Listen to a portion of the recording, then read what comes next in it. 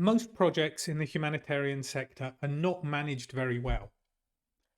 I really wish that you found that a controversial statement, that you were keen to argue with me. You might say, well, it's very difficult circumstances, and so it's hard to manage a project in the kind of crisis that we work in. It's always going to be hard, there's always going to be problems. And I would definitely agree with you. It is not an easy circumstance to manage a project in at all. But as individuals and as organizations, we say we can do it, right? And I think it's beholden on us to do a good job with that, to not just throw up our hands and say, well, the circumstances are hard, so we didn't manage the project well. One thing that contributes to this, far from the main one, but still important, is that we have the wrong models for thinking about managing projects in emergencies. We tend to refer to this project management cycle that goes round and round, which doesn't really make sense because one of the defining characteristics of a project is it has a beginning and an end, right? There's been a lot of good work done on that in the last 15 years or so by the PM for NGOs group and the Project D Pro, PMD Pro certification, which tries to set out a different model that more accurately reflects the way in which a project should be run. And I really like that, and I wish it was better known and more widely used. The sort of the difference in how I think about it, and this is what I'm going to show you now, right, is that that model and all the other models which are out there, to be honest, don't indicate where the levels of effort should be, the relative levels of effort should be as you work and managing a project. And this is the way that I think about project management for the sector. Yeah. So what this tries to do is by showing, not precisely, but kind of giving some guidance by the area of the blocks of these steps, where your effort should be relatively. The big problem with all of these with these ones which just show steps is that it doesn't really guide you as to how much you should focus on the doing. That's my big gripe with it. Doing is the critical activity for the project. It's how you turn your work into these outputs that then create positive outcomes for the world, right?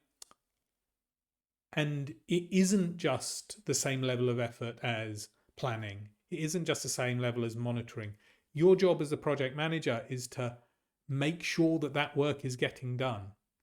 Right, let me just show the slide and we can talk through it. So you can see we have assess and plan at the start of the project, a reasonable amount of effort on them. But as soon as we move on to planning, we're starting to do a little bit of work. Then we have this step, which is grow team and improve processes.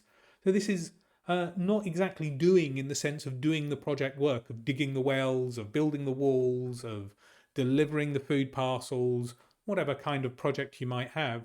But it is required to scale you up to be ready to work at full capacity. Again, as you're doing this, you're doing more and more of the delivery work. And as a manager, you want to focus on that delivery. You don't want to just sort of say, okay, my team's going to do the doing.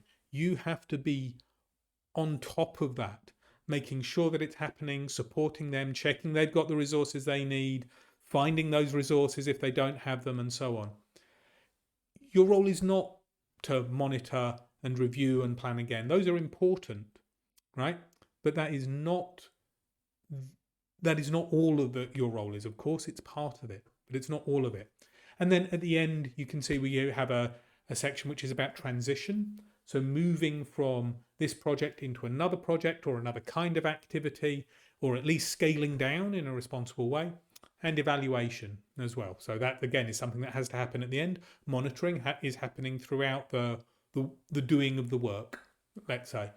We also have that bit of review and plan again. So what this is, again, is to just emphasize that point about how much of your focus should be on doing and delivering. It's a mistake that people make a lot, to think that their work is about as much on monitoring as it is on making sure that the project activities happen, and that is definitely not the case. So you want to think about that, work with that, and orient your effort and your focus appropriately to the phase of the project that you're in. So yes, at the start you're doing assessment, you're doing some planning, but you're already getting started on delivering when you're doing that, and you're scaling up the focus on the delivery as you go.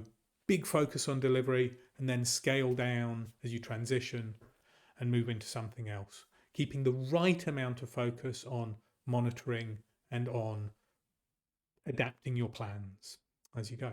All right, well, I hope that's helpful. It's a slightly different way of thinking about projects. I hope you find it helpful and interesting as well. And if you've got any questions, let me know. I'd love to hear them.